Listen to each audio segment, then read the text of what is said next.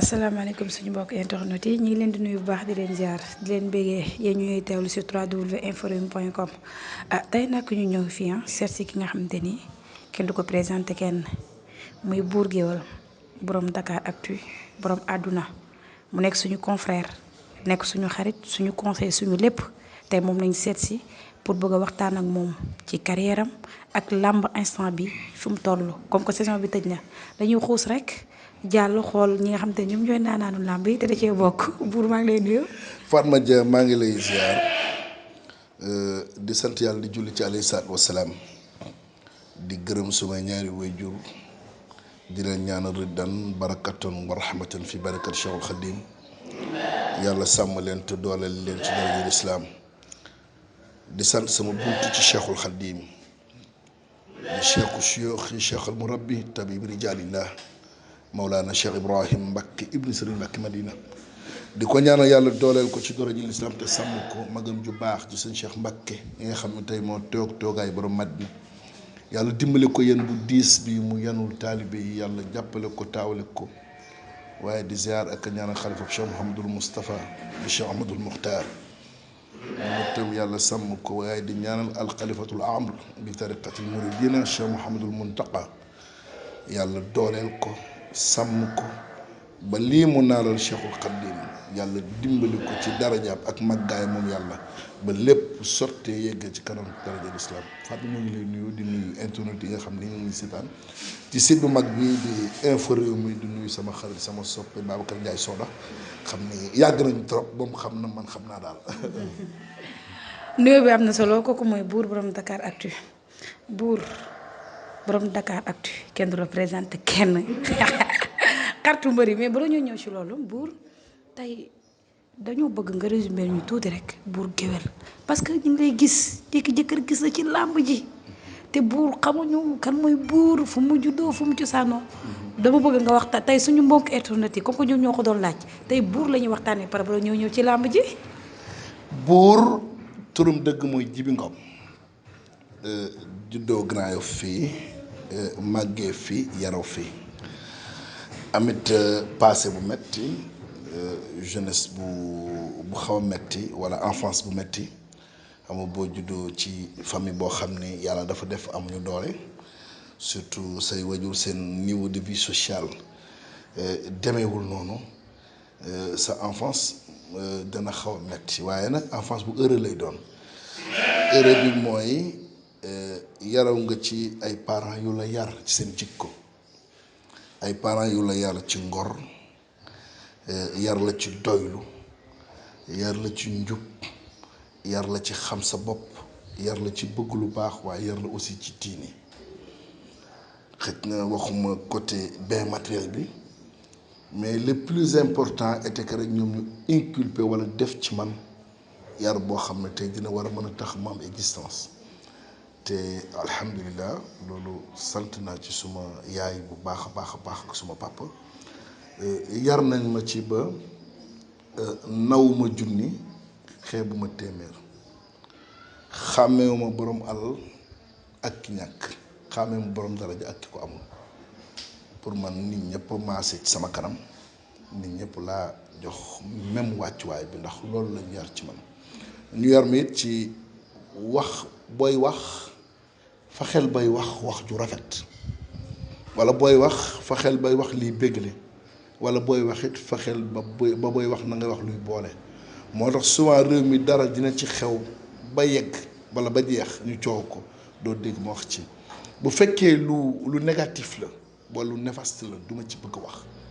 bu fekkee nag lu baax la wala luy boole ak bokk dinaa ci bëgg wax ba àdduna ñëpp jot ci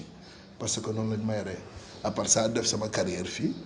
daan dem ci làmbi guddi yi daan ànd ak Soda Wade ndeysaan sama xarit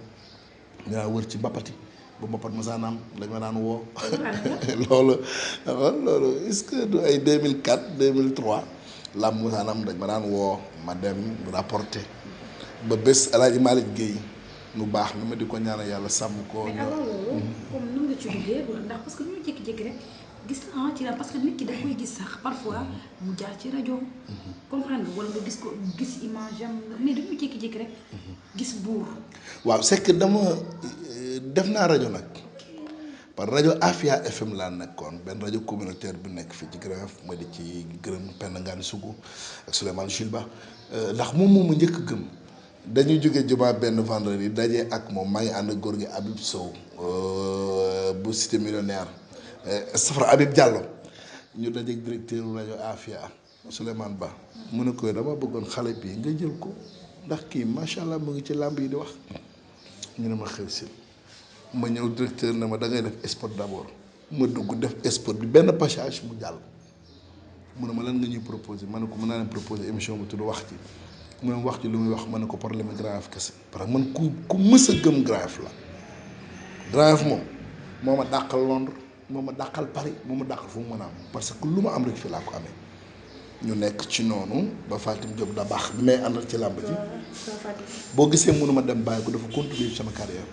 boobu mu ngi def benn émission bu tudd pays mbër yi du ko def rajo Afia à partir de midi déedéet à partir de 10h leen ba midi chaque samedi daf ma daan invité boobu man maa ko doon def ak As Thiap ak Ndom si yàlla si pas Dramé boobu mbër yu bëri champion yu bëri maa ngi leen gis fii ci làmb ji boobu xamuñu dara ay ñoom Tapha Tine ak ñoom Papa Sow ñoom Malick Matriès ñu daan ñëw ci émission bi loolu moom mu dugal ci gu làmb ba bés ma dem di rapporter ji làmb les jeunes promoteurs grand bi dëggoon ko fay ma 15000 pour ma rapporter ko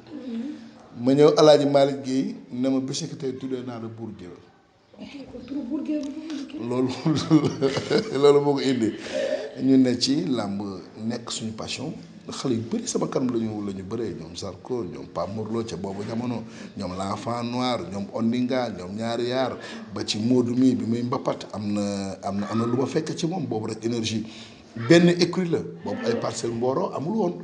Modou Lo mi parce que boobu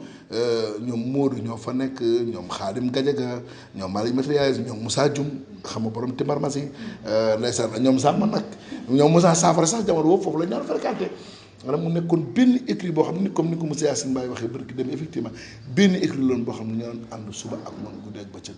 dundal loolu làmb parcelle loolu nag tey ba làmb tey li muy mën nañu même benn Papa Sow moo doon jóge parcelle ak Ousa numéro 1 ak Ousa 2 daan jóge parcelle di dem di entraîner Fass.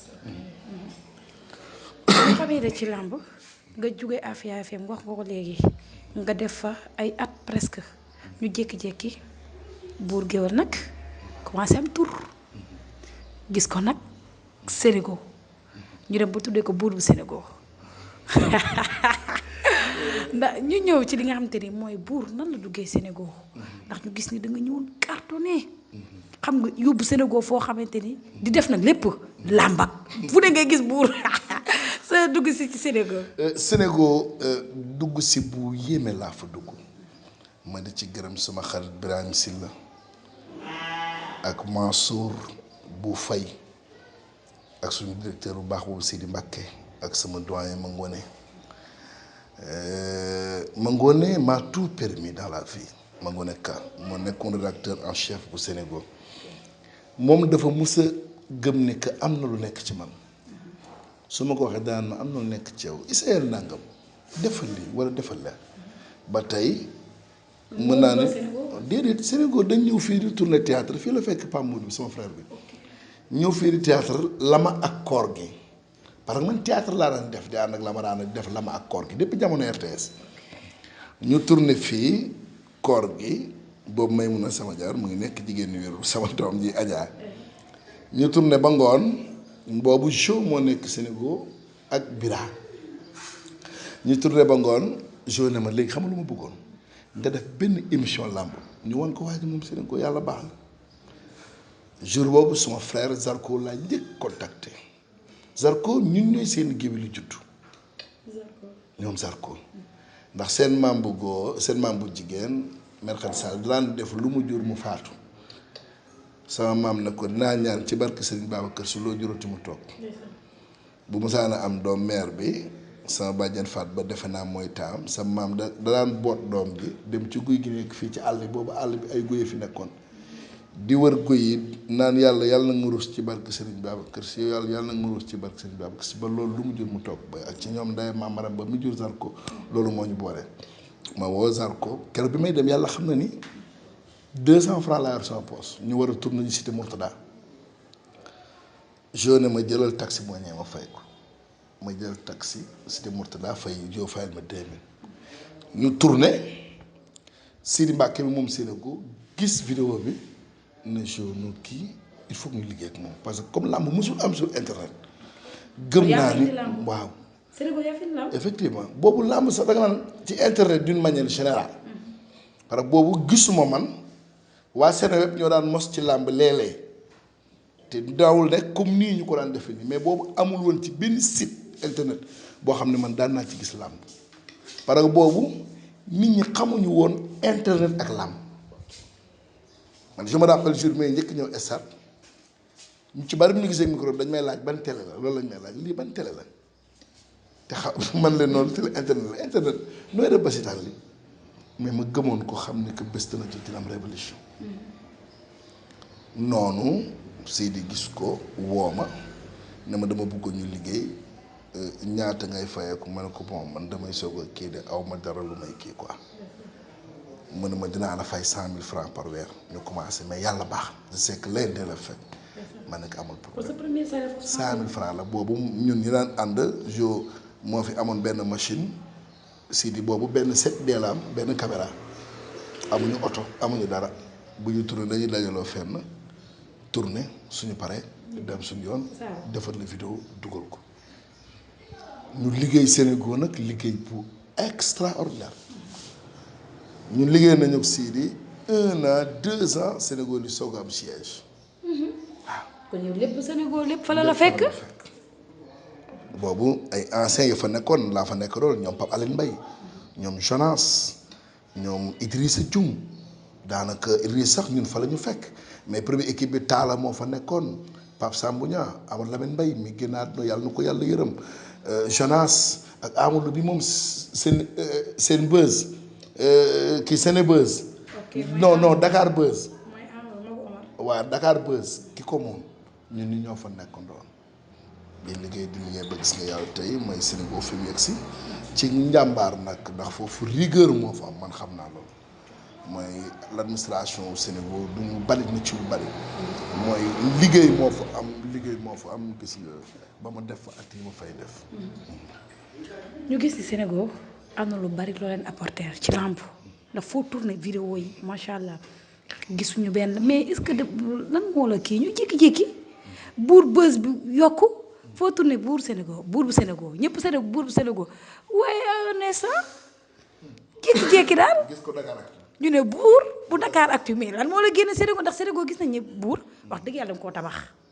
ndax ku fa jëlee 100 000 francs dem ba li ci des bi nga ko wax mais tamit buur nga defar sa kii mu ngeen nga defar sa kër ba mu rafet tëj ko ba war faa ñëw dëkk si ñu nangu caabi ji nangu lépp ne la us wala buur. Lamine Samba fu mu nekkoon du Walfadjri. HBK fu mu nekkoon du 2S. àdduna salange la.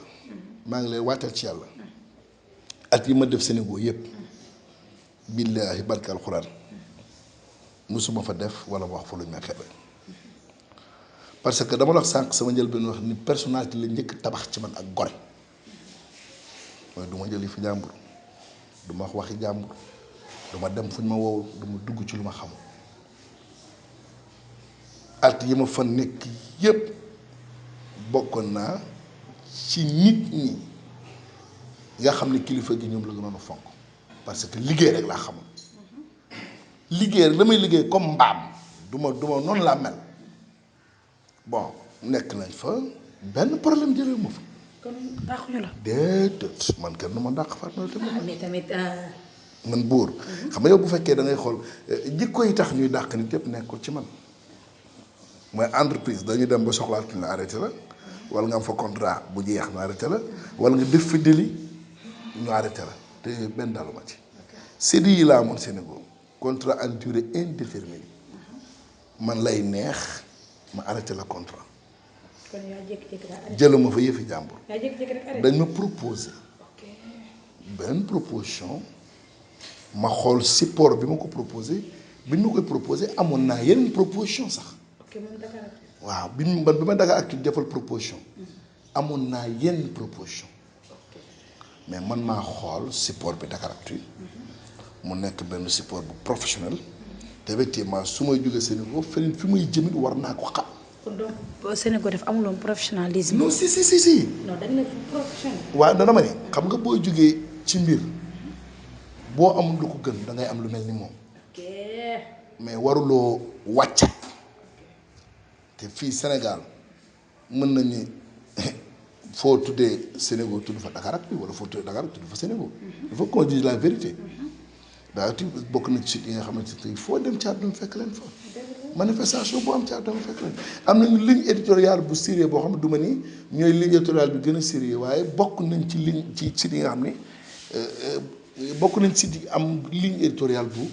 bu sérieux. mais bu kon ni ma déggee wax ji dafa mel ni Dakaractu kon ni mu gën a mag moo gën a xaw supérieur. Sénégal te tamit est-ce que nekku tamit koppar gi tamit ndax da nga ne proposition bi kon nag wàllu koppar est-ce que jëleewu la nag Sénégal. xam nga man damay géwél mënul fecc mënumaa way mënumaa wayaan. te ru sa ñaan. te dañ ñaan weexi xott rek du tax dongay toog ca daara ja te faat ma dund doomu aadama challenge la nit su bëggee am xam-xam bu mu basé wu ci benn mbir rek te yaa ngi informé suba bu la TFM woon na ngay dem. ak ni may demee. waaw mu noonu dem waaye de xam nga dem bi moom mooy ñaar rek la mën a am day rafet mbaa mu ñaaw mais man de wax dëgg yàlla loolu daluma Sénégal. mais problème koppar c'est-à-dire salaire yi moo kii buur nag il faut que nag buur nag waaw si moo am parce que ni nga waxee nii. c'est problème salaire la. xam nga man bi may nekk rajo Afia amoon salaire. bi may nekk rajo Afia def naa fa 7 ans weer mosul dee ba ñu fay may 15000. kon bu doon salaire la du ma fa def temps boobu. du dëgg. mais après ba nga demee ba xam ne nag da nga am njaboot. am nit nag waaw yaa ma gën a xam yow man fi mu nii sax yow man fi mu nii man Serigne Diagne tey bu yokkoon salaire bi sax moo gën a baax. ah yow gis nga man laajal su ma rakki man j'ai une famille dama yor ay soxna macha allah dama may doom dama may frères et des sœurs. duma koy taxawaalu nii wala di ñëw ci benn affaire nii la ma lay liggéey la nga may fay danaa la ko liggéeyal ba nga xam ni que amee lu ma la àq.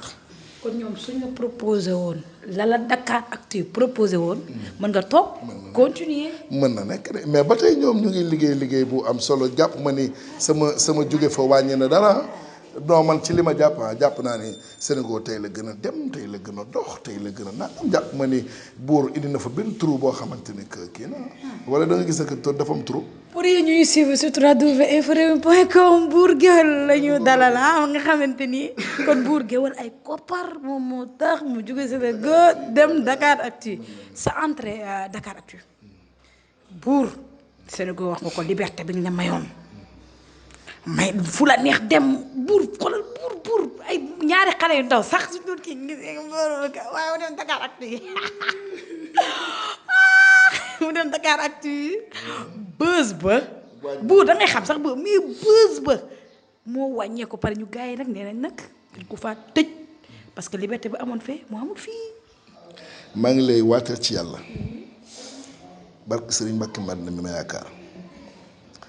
Dakaractu laa gën a santé ne que sax je deviens de jour en jour un professionnel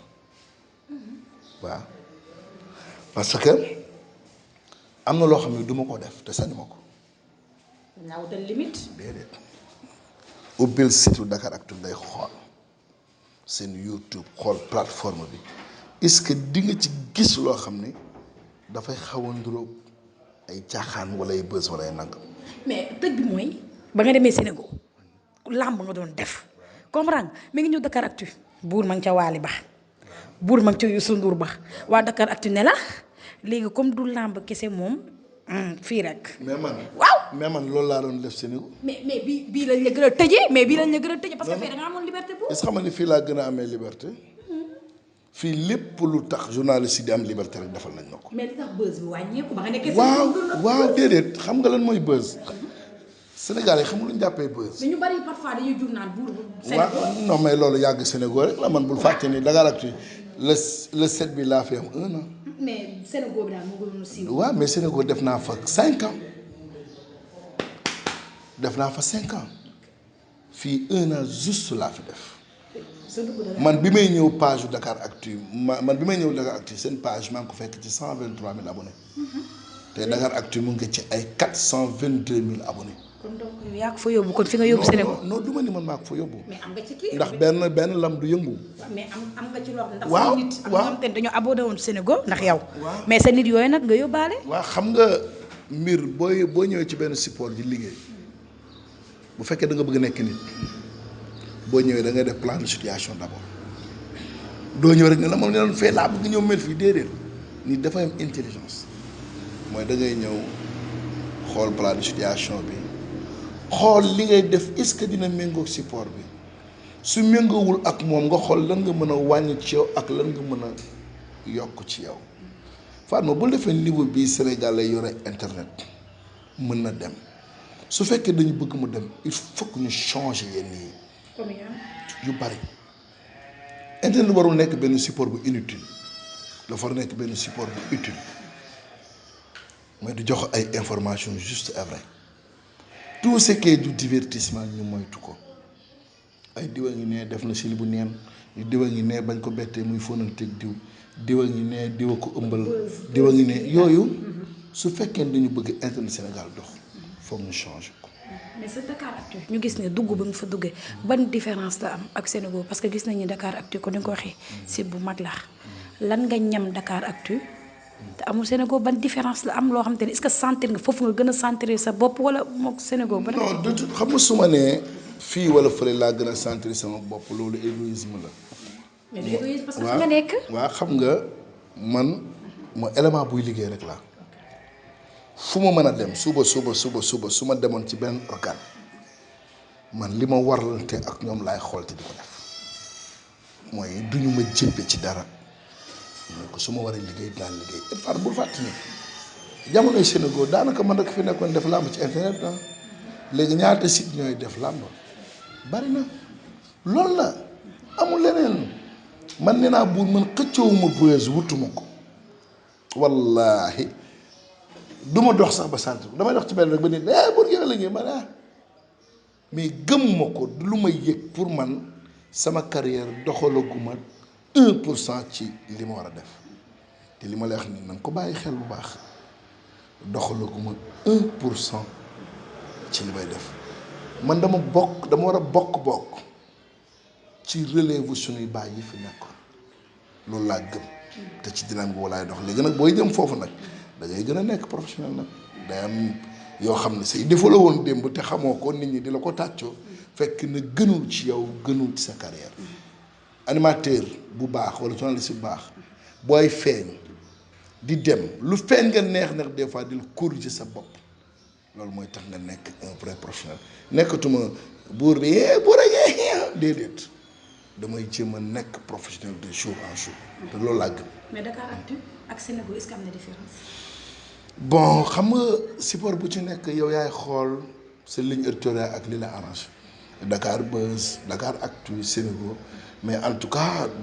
mënuma damay mal placé. ci mais foofu ban différence c'est-à-dire ba nga nekkee Sénégal xam nga am na lu tax nga jóge Sénégal koppar bi mais nag est-ce que ban différence am c'est-à-dire différence comme buur nee nga fa nga gënoon a nekk à l'aise ndax dem nañ benn instant xam nga li gars yi di wax rek xam nga ñun ñu wax ko te dee mais Sénégal da nga faa nekk defar ko bu jékki-jékki ba lépp rafet xam nga rek nga bàyyi ko fa def c'est-à-dire am na nekk suuf mais garaaw dañ la koy nangul mais ban différence la am parce que instant bi yaa ngi nii ñu fekk la nga def sa fii laa gën a jàppee ne que maa ngi doon professionnel. waaw parce que mooy li ma la wax mooy du lu ma neex def du lu ma sañ def mooy neex na xarit damay def li méngoo ak si. kon liberté bi nga amoon fekk nga amatul fii nag. wallaay du question de liberté. non c'est-à-dire correction bi c'est-à-dire xam nga duñ la bàyyi nga ba mel dañ lay kii. Fatma man Dakar Actu benn patron laa fa muy Serigne Diagne moom Dakar Actu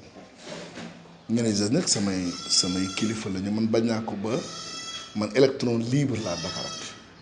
lu ma bëgg rek dama koy def waaye nag foofu dafa un respect des principes mu respect des principes bi mooy bu dee ci politique la am na ay journalistes yu ko man di ko def bu dee ci sport la am nañu ay journalistes yu ko man di ko def bu dee ci leen ak leneen la am na ay journalistes yu ko man di ko def man côté religieux côté people ak côté sport làmb ci laa nekk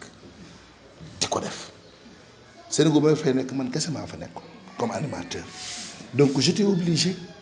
de defandoo lu bari mais personnel bi nekk fi su ma bëggee def li journaliste sportif yi di def li politiciens yi di def est-ce que loolu moo waa Fama du doon égoïsme non dadul sax jaadu ci gor mooy bu boobaa ñooñu la tax ñu jël leen di leen ko fay excuse boobu dootuñu ko am te loolu dàquma leen ko domaine boobu ñoom ñu di ko def donc man naa gën a concentré wu ci li may def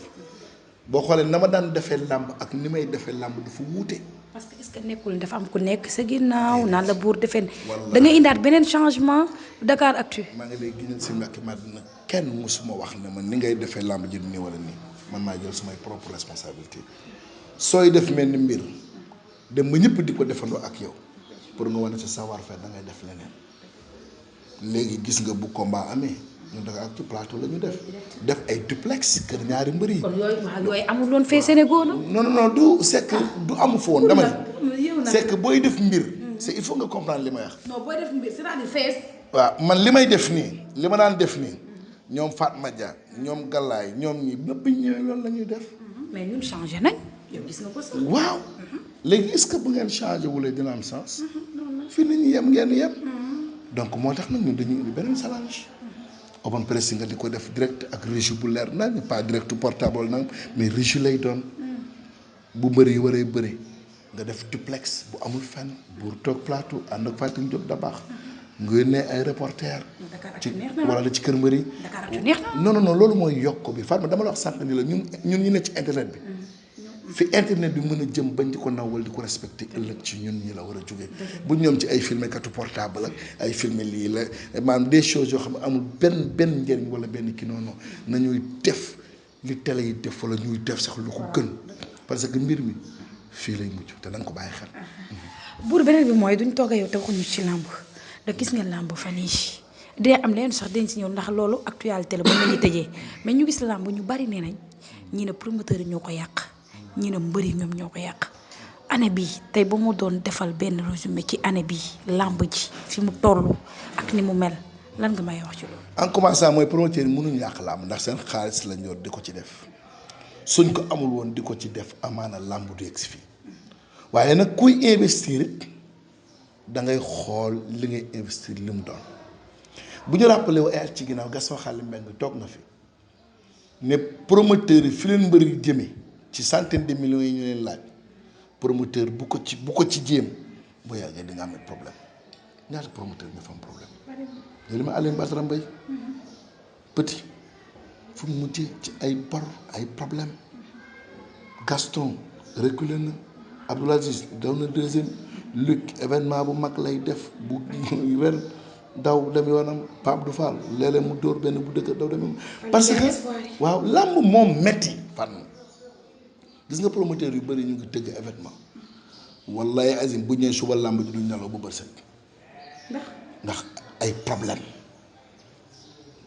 mooy état du Sénégal moo war a imposer les bailleurs entreprise yi fi nekk ami licence ci ngóor gi état moo la naan ok entrepreneuriat kat ngay def ci réew mi suñu sport bii nga xam ne am na loolu moom ak football bi ak nangam da ngeen leen di accompagner la ngeen waroon na fay ci wàllu impôt ñu xool lu ñu leen ci wàññilee entreprise yëpp a koy nangu mais làmb ji amul sponsor fa mu nu muy sottee làmb ji am dañ ci def 350 millions 400 millions sponsor yi jot ñëw sponsor bu ci nekk du la jox 15 millions xanaa système pay-per-view bi mooy tane billettage bi yàlla xam doy na mais bu yàggee làmb mooy suux parce que événement yu mag yi dootuñu am ren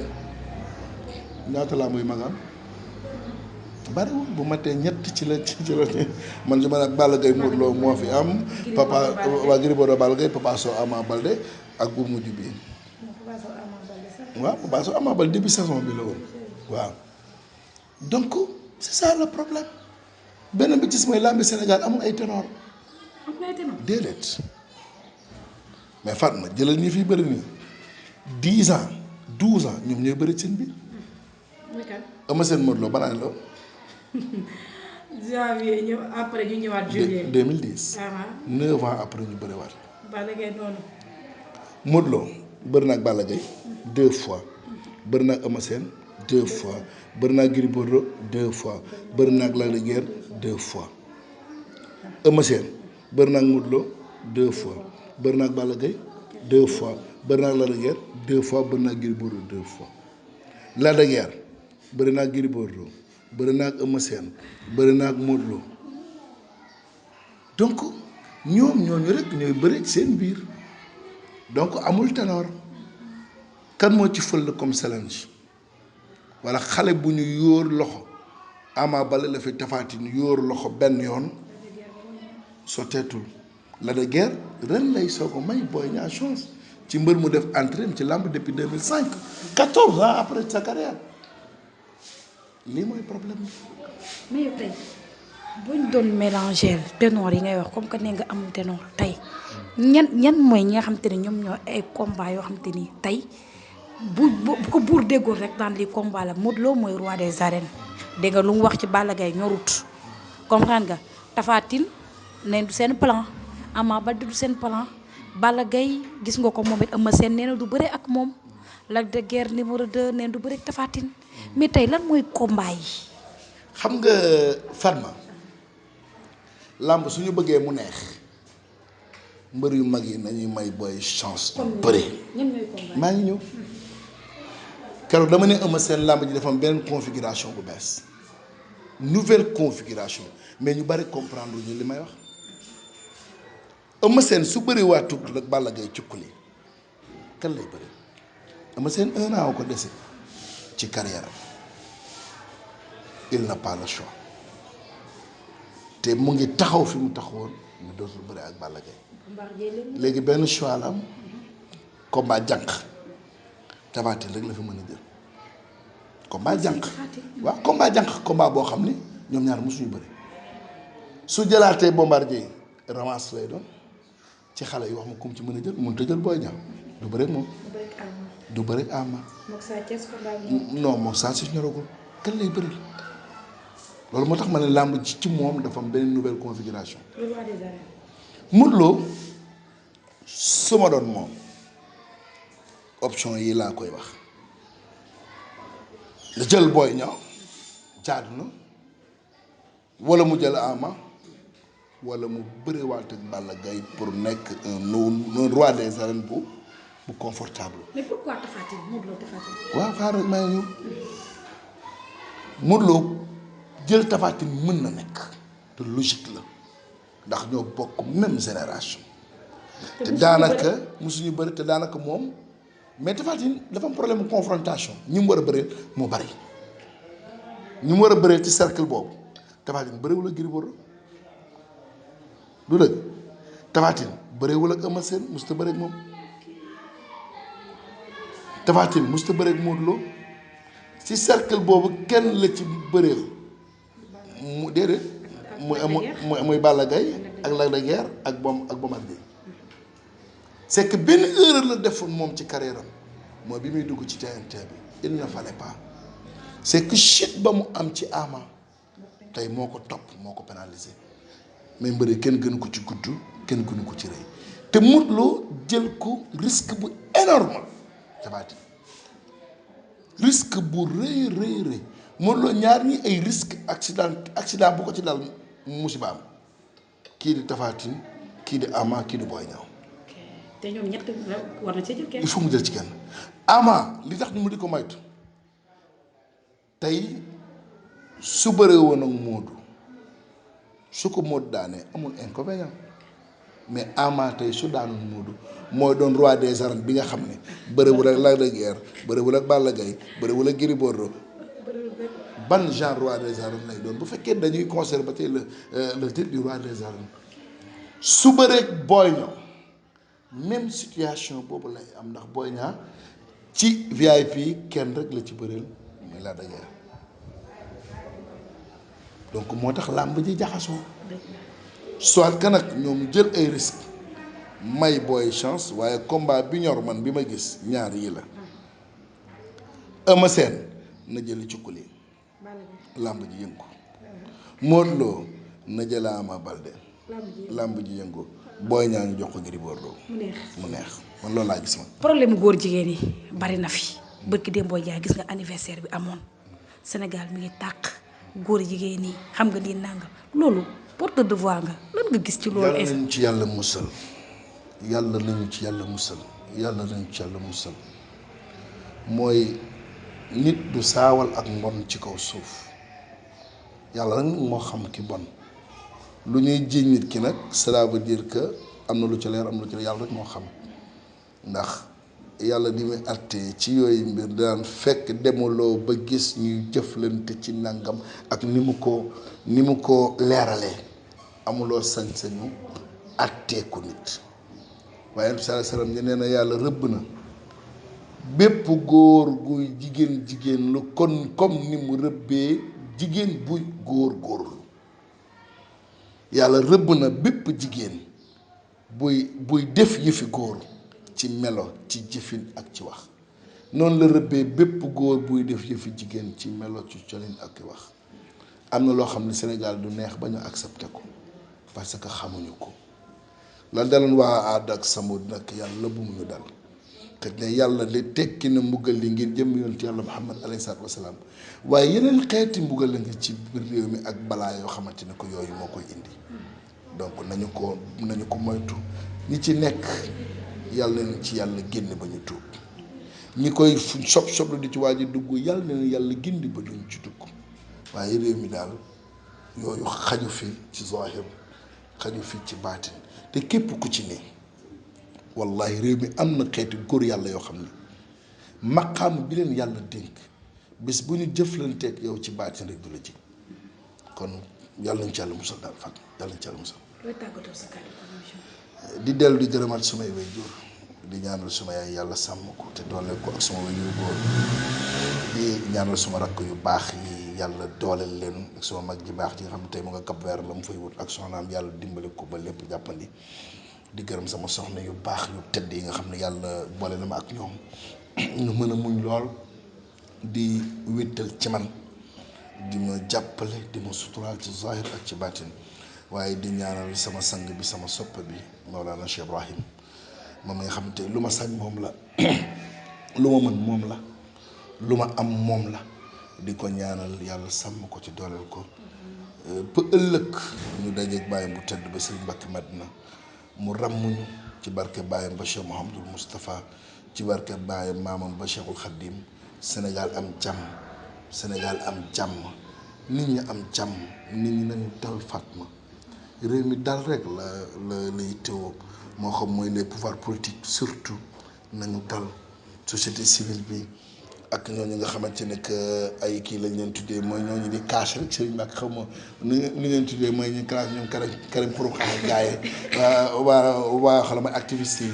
ñoom ñëpp rek nañu dal nguur gi yërëme le président de la république su mën a jéggale ne jéggale te yàlla tax su mën a yërëme te yàlla tax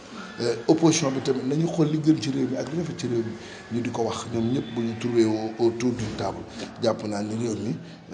fi ñu bëgg mu yàgg fa rek dina fa yàgg faat ma di la gërëm di gërëm info réew mi da ñaanal suma xarit Babacar Ndiaye Soda yàlla dimbali ko moom jàppale ko lii lu mu yàgg sonn la lu mu yàgg gëm la ñun xam nañ ci dara lu mu yàgg rêvé la kon dañ ko ci ñaanal ak réussite